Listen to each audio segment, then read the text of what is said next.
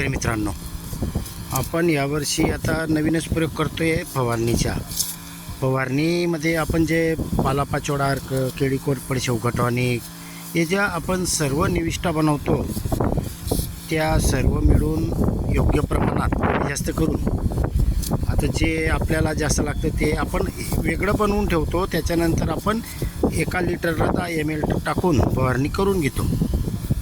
आता आपला हे जो नोजर कधी बघितलं तणनाशक सारखं आहे, तणनाशकचे जे मारतात ते जे तर आता हे मारण्याचे मेन कारण काय आहे, कापूस लहान आहे आणि याचा जो प्रेशर असतो हा फार जबरदस्त असतो. खालतून वरतून पान क्लिअर करून टाकतो आहे. पहिलं पूर्ण क्लिअर केलं त्याच्यानंतर आपण याची फवारणी करायला सुरुवात केलेली आहे. तर शेतकरी मित्रांनो, आता जमिनीमध्ये ओले पाणी दिलेलं आहे, हवा जास्त प्रमाणात असल्यामुळे आणि टेम्परेचरही जास्त प्रमाणात असल्यामुळे ते सुकून गेलेलं आहे.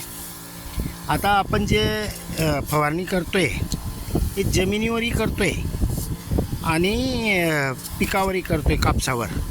तर याच्यामुळे काय होणार आहे, हे जो आपण निविष्ठा ॲड केलेली आहे तर याच्यामुळे जमिनीमध्ये अन्नद्रव्यही भेटेल, काही सूक्ष्म अन्नद्रव्य जे काही असेल ते पण भेटेल आणि फवारणीचाही फायदा होईल आणि जमिनीमधून सुद्धा आपल्याला मुळ्यांमार्फत भेटणार आहे पिकाला.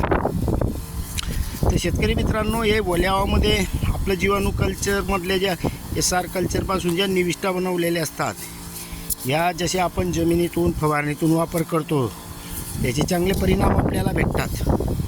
तर तो एक आपल्याला बेनिफिट भेटेल.